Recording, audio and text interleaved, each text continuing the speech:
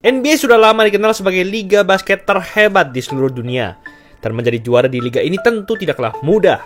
Saking hebatnya, tim-tim NBA selalu menyebut diri mereka sebagai juara dunia setelah mendapatkan gelar juara NBA. Padahal NBA sendiri adalah liga khusus negara Amerika Serikat. Namun, apa jadinya jika tim-tim yang seharusnya merupakan juara dunia ini justru dikalahkan oleh tim-tim dari Eropa? Bahkan legenda sekelas Kobe Bryant dan Tim Duncan pun harus merasakan momen memalukan itu.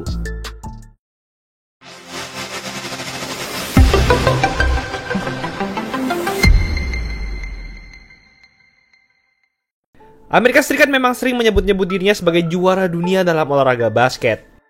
Jika dilihat dari sejarah, memang masuk akal jika mereka memiliki pemikiran seperti itu. Amerika memiliki medali emas Olimpiade terbanyak dalam sejarah bola basket. Tak hanya di Olimpiade, mereka juga merupakan salah satu negara dengan perolehan medali emas Piala Dunia FIBA terbanyak sepanjang sejarah di samping negara Yugoslavia.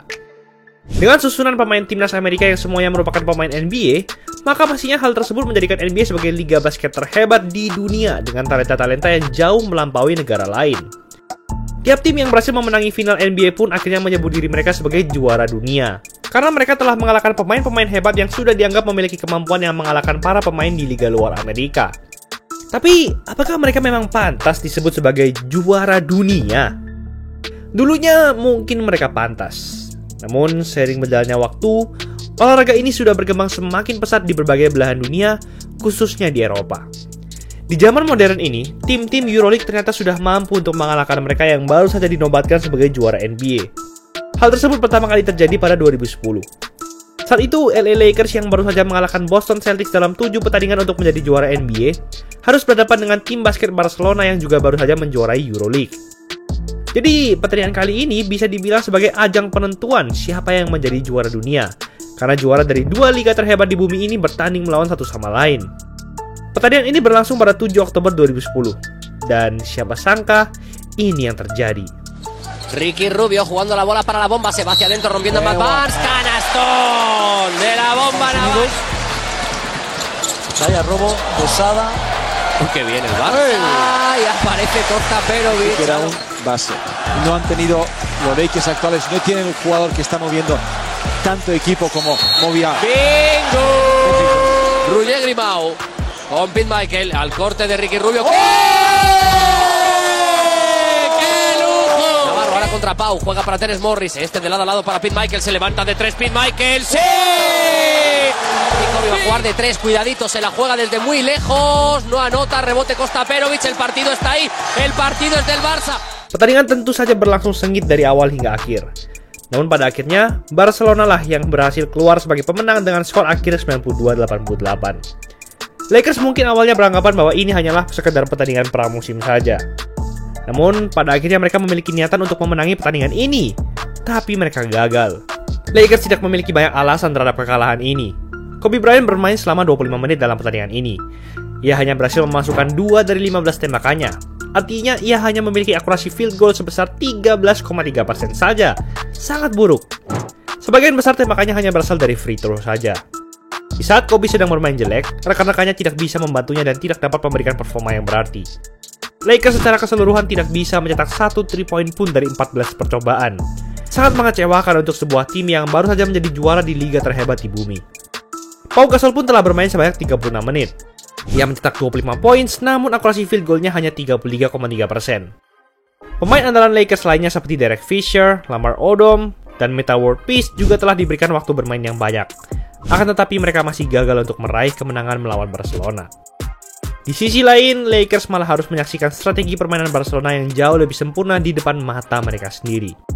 Pergerakan bola Barcelona sangat rapi dan hal tersebut makin membuat mereka lebih mudah untuk mencetak angka.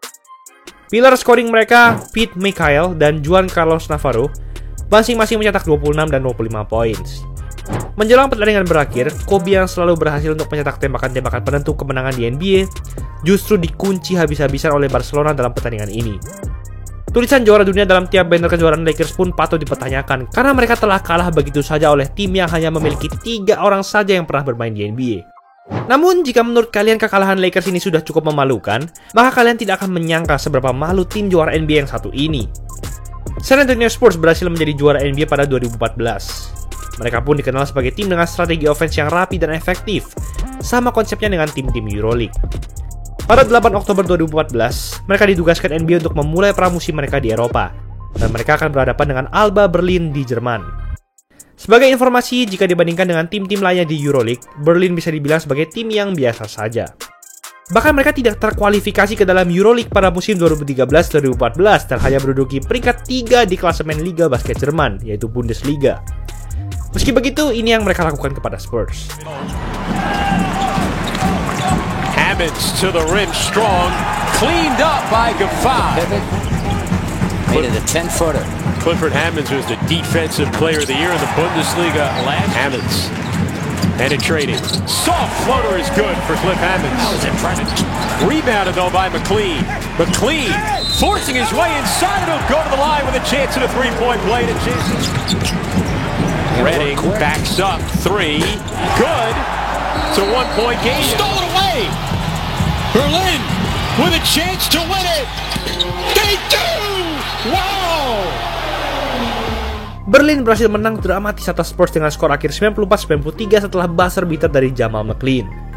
Bagaimana bisa sang juara NBA yang mereka sebut-sebut sebagai juara dunia kalah dengan cara seperti ini melawan tim biasa saja di Eropa? Sama seperti Lakers, Spurs pun juga terus mengandalkan bintang-bintang utamanya sepanjang pertandingan. Tim Duncan, Tony Parker, dan Boris Diaw semuanya bermain lebih dari 30 menit. Kawhi Leonard bermain 29 menit, dan Manu Ginobili juga bermain lebih dari 20 menit. Sebenarnya secara statistik, permainan mereka di lapangan cukup efisien. Namun, mereka masih saja tidak bisa bertahan dari Berlin hingga pertandingan resmi berakhir. Padahal mereka sempat unggul hingga 16 poin di kuarter pertama. Meski akurasi tembakan mereka bagus, ciri khas pergerakan bola Spurs jarang terlihat karena para pemainnya sering ragu-ragu untuk membuat keputusan di lapangan. Di sisi lain, pemain-pemain Berlin jarang melakukan kesalahan dan permainannya konsisten sepanjang pertandingan. Sehingga pada akhirnya mereka dapat perlahan bangkit dan mengejutkan dunia dengan kemenangan ini. Bukankah ini merupakan suatu pertandingan yang buruk bagi NBA? Seiring berjalannya waktu, tim-tim di belahan dunia lain sudah mampu menyaingi bahkan hingga mengalahkan tim-tim terbaik mereka. Dan parahnya lagi, meski kedua pertandingan ini diselenggarakan di luar Amerika, mereka masih tetap menggunakan aturan NBA, dan EuroLeague hanya menyumbang satu wasit saja di setiap pertandingan. Namun mereka masih saja kalah. Pada 2016, Oklahoma City Thunder yang dipimpin oleh Russell Westbrook, yang juga berhasil masuk final wilayah barat dan menantang skuad legendaris Warriors hingga 7 pertandingan, juga sempat kalah melawan Real Madrid, di mana salah satu pemainnya adalah Luka Doncic yang masih berusia 17 tahun saja. Di era 70-an, ketika NBA mengadakan pertandingan internasional antar tim untuk pertama kalinya, Washington Bullets yang merupakan juara bertahan juga kalah dari Maccabi Tel Aviv. Jika dilihat secara keseluruhan, NBA memang masih mendominasi dan memiliki rekor menang kalah yang positif ketika menghadapi tim EuroLeague. Hingga saat ini, mereka memiliki rekor 75-17 melawan tim-tim EuroLeague. Namun, jika kita membandingkan rekornya pada setiap dekade, maka kita akan melihat sesuatu yang menarik.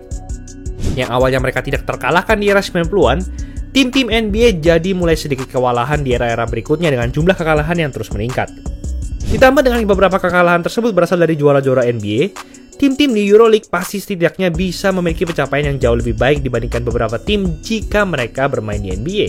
Di era 2020-an ini pun NBA sudah tidak banyak lagi mengadakan pertandingan melawan tim EuroLeague. Akhir-akhir ini mereka hanya mengundang tim-tim dari Cina serta Australia. Hal tersebut pun mengundang berbagai pertanyaan. Apakah NBA ingin menutupi kenyataan bahwa tim-tim di Eropa sudah sama hebatnya dengan mereka? Dan juga apakah mereka berusaha untuk mempertahankan egonya untuk disebut sebagai juara dunia? Tim-tim juara NBA menyebut diri mereka sebagai juara dunia saja sudah ambigu sifatnya. NBA saja merupakan singkatan dari National Basketball Association. Dari namanya saja sudah jelas jika NBA merupakan liga tingkat nasional. Maka siapapun yang jadi juara NBA secara logika merupakan juara nasional di Amerika, meskipun mereka memiliki talenta-talenta hebat kelas dunia. Untuk menentukan siapa juara dunia sesungguhnya, sebaiknya FIBA mempertimbangkan untuk menggelar Club World Cup yang mempertemukan tim-tim terbaik dari tiap liga di seluruh dunia.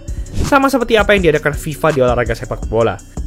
Dengan ini, tim-tim NBA dapat membuktikan jika mereka sungguh-sungguh juara dunia atau tidak. Atau justru mereka akan kembali dipermalukan seperti tim-tim tadi dan gelar juara dunia tersebut malah menjadi milik tim dari luar Amerika. Itulah episode kali ini. Potongan harga cuma 70.000 per PC sampai 31 Oktober. Free design dan bisa custom satuan. Gas cek aja di Easy Sportwear. Jangan lupa like, komen, dan subscribe agar channel ini bisa berkembang dan menghasilkan video menarik lainnya. Thanks for watching, I'll see you in the next video.